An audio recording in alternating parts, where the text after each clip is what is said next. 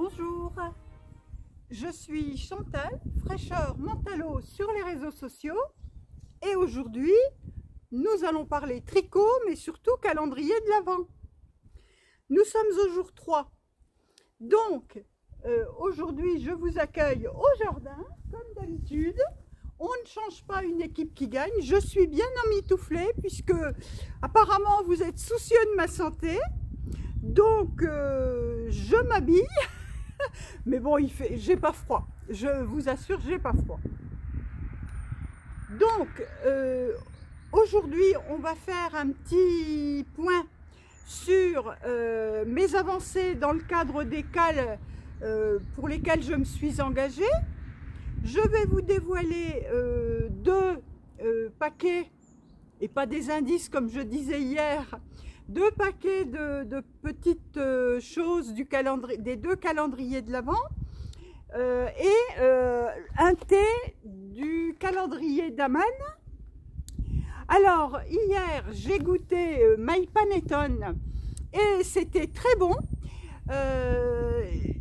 D'ailleurs j'ai pu faire au moins trois mugs de thé avec le sachet qui était dedans et vraiment c'est vrai que ça a un petit goût. Alors c'est plus sensible à l'odeur qu'au goût.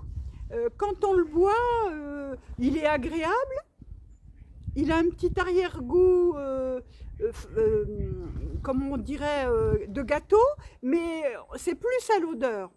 Voilà, à l'odeur, quand on le déballe, il sent le gâteau, il sent la brioche aux fruits. Et quand on le boit, ben, c'est un thé agréable à boire. Donc ça, c'était My Panettone de Daman Frères. Donc aujourd'hui, eh bien, on va aller regarder. Alors, je n'ai toujours pas repéré, mais je la trouve plus, peut-être plus vite qu'hier. Oui, la voici. La case 3. Et la case 3, c'est Mélange mystérieux. Mélange mystérieux de chez Daman. Et qu'est-ce que ça sent, le mélange? Oh, ben c'est pareil. Ça a un goût d'orange, d'écorce d'orange.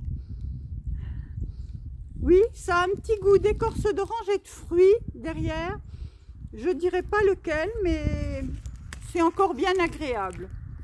Donc, je boirai ça tout à l'heure en tricotant. Alors, je reviens tout de suite. J'ai oublié quelque chose. Voilà, me voici revenue. J'avais oublié les indices. Alors, je vous montre d'abord ce que j'ai commencé à tricoter pour le châle de châle Fanny. J'ai pas terminé l'indice 2. Vous voyez le mauve est intégré dans le bleu de cette façon avec des mailles glissées. Ça sera très joli. J'ai pas terminé, donc je terminerai ça gentiment cet après-midi.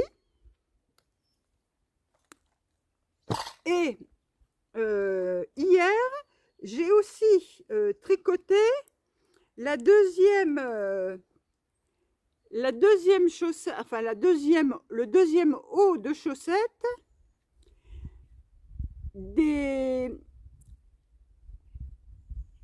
le sockmus de Christelle d'Émaillez-moi.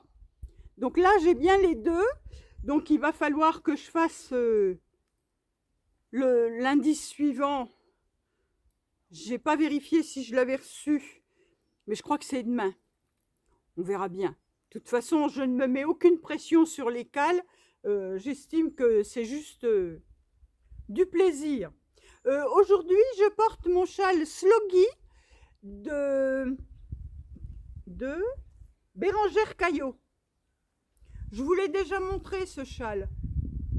Vous voyez, il a des jours comme ça et je l'aime bien. Il est grand, il est bien enveloppant. Voilà. Alors, hein, on fait pas dans l'élégance aujourd'hui. ni dans les nounours, mais j'ai quand même ma peau de bête, hein. Vous voyez, le thème y est, hein. Alors, premier déballage, j'ai toujours pas de ciseaux, mais ça devrait aller. Ça, c'est le calendrier de l'Avent de Christelle Tricotte. Et ben ma foi, regardez comme c'est joli, c'est un mélange des deux. Voilà, on est dans la continuité. Si on regarde mes deux écheveaux, déjà, vous voyez, on est un peu plus clair, mais on est dans l'esprit. Voilà. Alors ça, c'est l'indice du jour que j'ai dévoilé ce matin dans le groupe, parce qu'il y avait des personnes qui n'avaient pas encore pu voir l'indice, donc j'ai déballé. Alors c'est tout petit, parce qu'en fait, c'est la répétition de l'indice 2, non, de la section 1, mais en couleur 2, c'est-à-dire dans cette couleur. On refait du point mousse avec l'écheveau d'hier. Aujourd'hui, on n'a pas l'indice pour utiliser le nouvel écheveau. Ça sera certainement demain. Voilà. Donc ça. Et chez Anaïs Laine et Chaudron, on n'a pas de laine aujourd'hui. On a une petite enveloppe. J'ai martyrisé la petite épingle. Je suis une brute épaisse. Et oh, c'est un petit calepin. C'est un petit calepin avec des petits Père Noël. C'est des autocollants, vous savez, comment on appelle ça? Oh, je ne sais plus. Des stickers. Voilà, pour prendre des notes avec des jolis petits bonhommes de neige. Donc, voilà, aujourd'hui, nous ne sommes pas dans la laine, nous sommes dans le chaudron. Voilà. Donc ça, c'est fait. Et je voulais donc vous montrer, je vous ai parlé il y a 2-3 jours, des pulls que je tricotais quand j'étais plus jeune et que je tricotais à plat. Donc j'en ai beaucoup à mon actif, mais avec moi je n'en ai plus beaucoup puisque j'ai beaucoup tricoté pour mon petit frère et mon papa. Au fil des années, ils ont usé les pulls, hein, les garçons. Mais au cours des 15 dernières années, j'ai continué à sévir et j'ai tricoté des gros pulls qui sont toujours là. Donc, je vais vous montrer ce que j'ai tricoté à mon mari. J'avais tricoté celui-ci. Alors à plat, hein, toujours à plat. Alors la laine, je me demande si c'était pas une laine bergère de France, un peu chinée. Et le modèle, bon ben, est-ce que c'était un modèle bergère de France ou fil d'art? Je ne me souviens plus. C'est ce genre de pull irlandais. Voilà, donc tout était cousu. On ne reprenait même pas le col, vous voyez, tout était cousu. On faisait les pièces, voilà. Mais vous pouvez voir que ça n'est pas moche. Bon, celui-ci, il le porte en ce moment pour aller chercher le bois, tout ça. Donc voilà, un gros pull irlandais comme ça. Et vous voyez, avec les coutures, le pull se tient bien. Et ça, j'ai dû lui faire ça.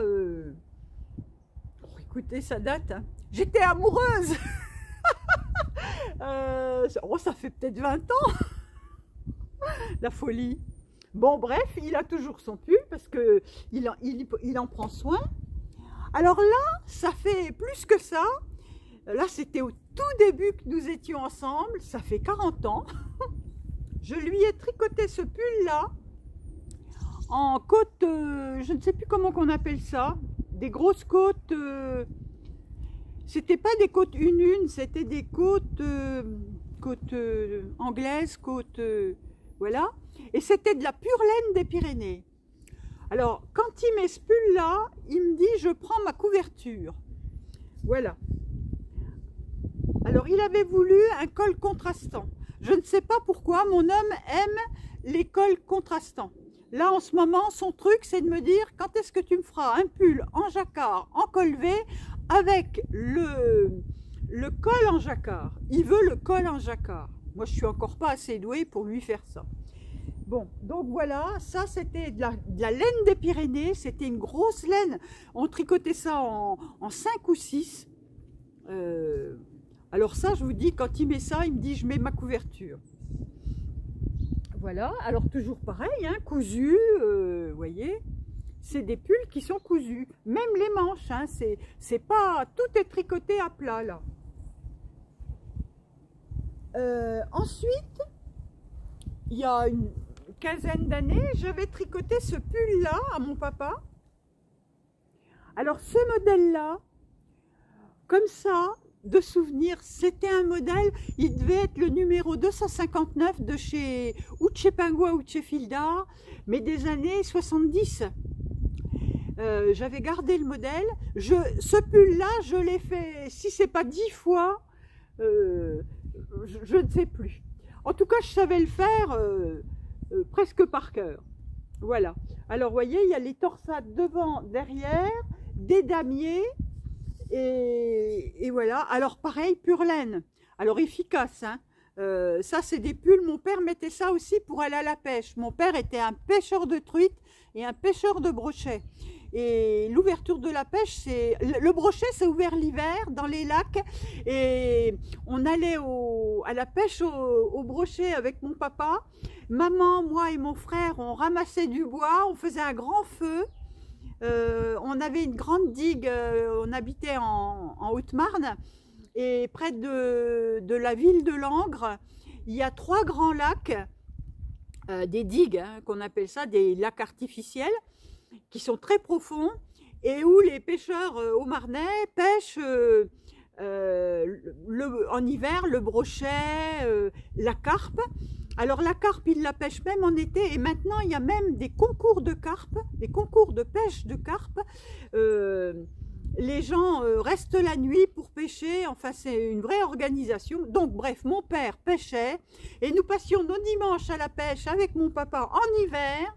Et lui, il adorait ces pulls-là. Je lui ai tricoté des pulls comme ça. Il allait à la pêche avec ces pulls-là. Tant et si bien qu'un jour, un pull comme ça que je venais de lui faire, je me rappellerai toujours, c'était près de Pâques ou quelque chose comme ça. Il était parti à la truite, à l'ouverture de la truite.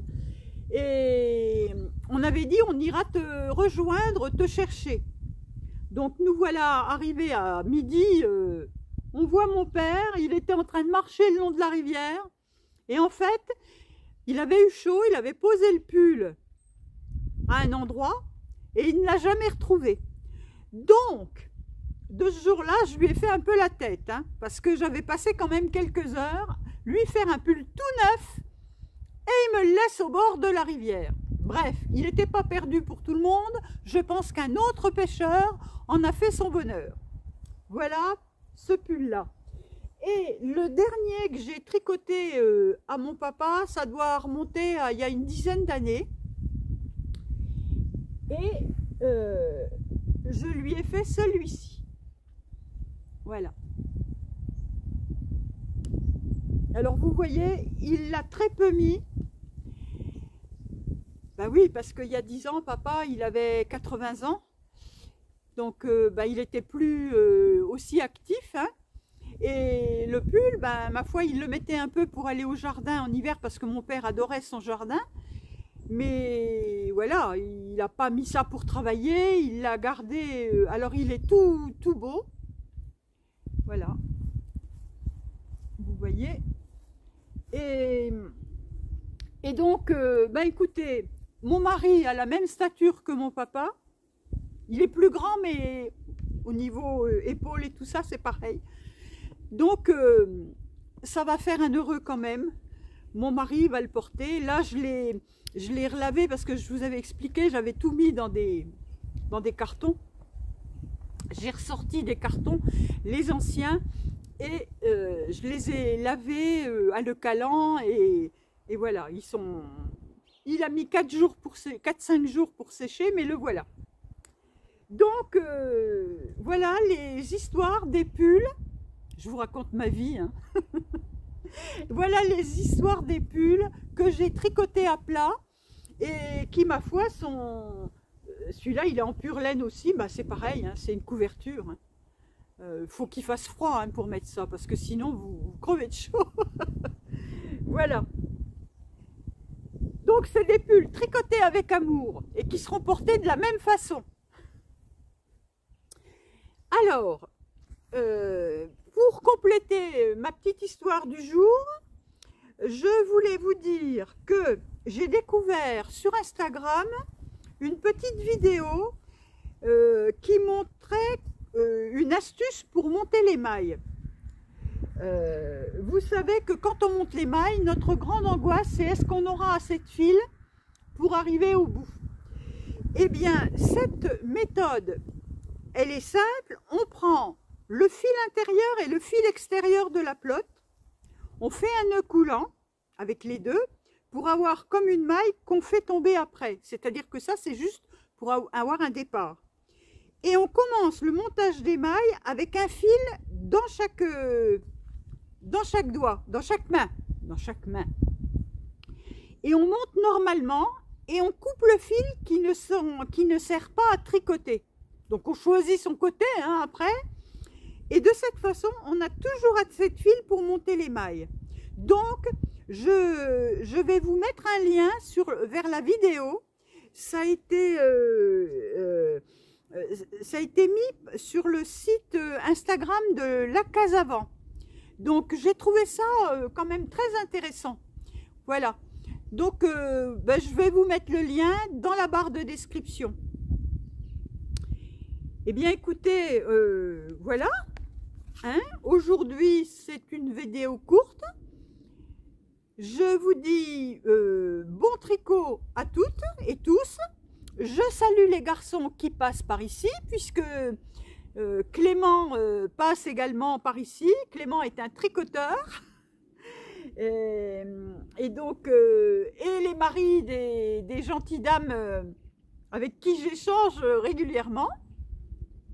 Donc je vous salue, Pierre, Eric et Clément, puisque eux, et je sais que Thibaut est passé aussi. Donc voilà, nous avons quelques garçons. Alors ne les oublions pas, on les embrasse. Et je vous dis à demain, bon tricot, à bientôt, au revoir.